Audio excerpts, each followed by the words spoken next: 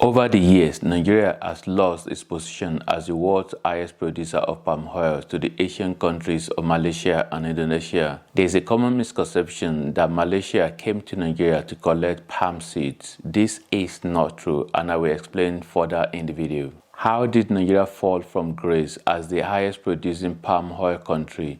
Before delving into the historical background and understanding Nigeria's losses, let's first explore the importance and global value of palm oil. Palm oil is a crucial and versatile product used in various industries, including food, cosmetics, pharmaceutical, and biofuels. The global palm oil market size was estimated to be $67 billion in 2022, projected to reach $95 billion by 2030, and around $107 billion by 2032. These figures highlight the industry's significant size and value on a global scale. Indonesia is the world's largest palm oil producer, contributing over 60% of the global output. In contrast, Nigeria ranks fifth behind Malaysia, Thailand, and Colombia. Palm oil is derived from the fruit of the oil palm tree, Elaeacia guineensis, native to West Africa. The tree was introduced to Southeast Asia over a century ago.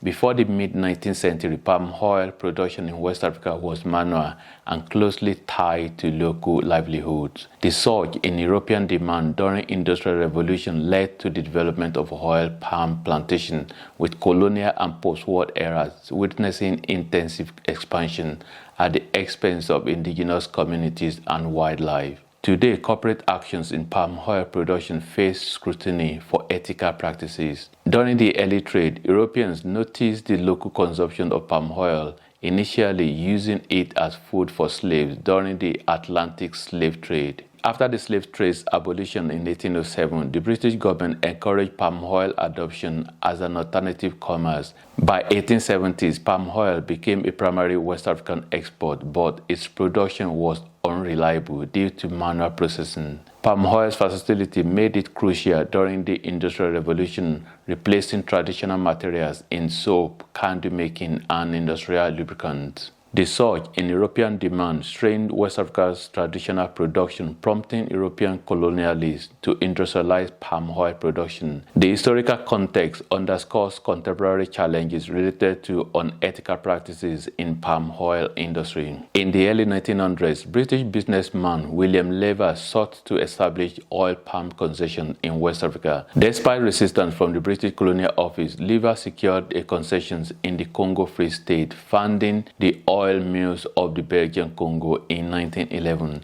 The project faced challenges including costly infrastructure development, slow exportation to Europe, and workforce shortages, leading to forced recruitment of Congolese labor. Despite difficulties and the rise of efficient plantation in Southeast Asia, Lever's ventures marked one of the world's first modern multinationals, later renamed Unilever. Southeast Asia, particularly Indonesia and Malaysia, dominate palm oil production, accounting for about 85% of the world's supply. However, oil palms were introduced to the region in 1848 when Dutch botanists planted seedlings in Indonesia's Java island. The introduction of oil palm cultivation to Asia can be traced back to the 17th century when the Dutch brought oil palm seeds from West Africa to Indonesia. Initially ornamental, oil palms were planted along streets, in parks, and around administrative buildings. Belgian entrepreneur André Allet, with experience from the rubber trade in the Congo, played a crucial role in Southeast Asian plantation development. Noticing higher fruit yields in Indonesia's ornamental palms,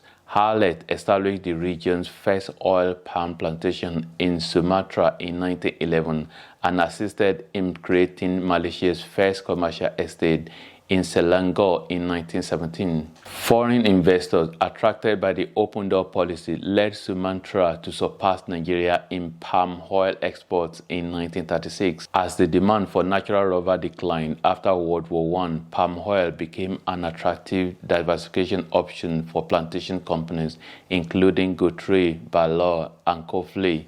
These companies repurpose existing rubber infrastructure for oil palm cultivation, laying the foundations for the intensive oil palm agriculture in colonial territories. By the outbreak of World War II in 1939, Indonesia and Malaysia had over 100,000 hectares of plantations, with suckling and Guthrie controlling more than 50% of the global palm oil supply. During the 1960s, political instability in post-colonial West Africa resulted in a decline in palm oil exports, while Southeast Asia's palm oil industry experienced rapid expansion. Engineers and researchers from West Africa moved to the Southeast Asia to contribute to the development and the growth of smallholdings. In the mid-1960s, following Indonesia's transition to Suharto's new order, the government extended full support to foreign companies and investments in oil palm development. By the 1970s, approximately 150,000 hectares of plantation had been established in Indonesia. With additional funding from the World Bank and the Asian Development Bank, this number increased to 600,000 hectares by 1985,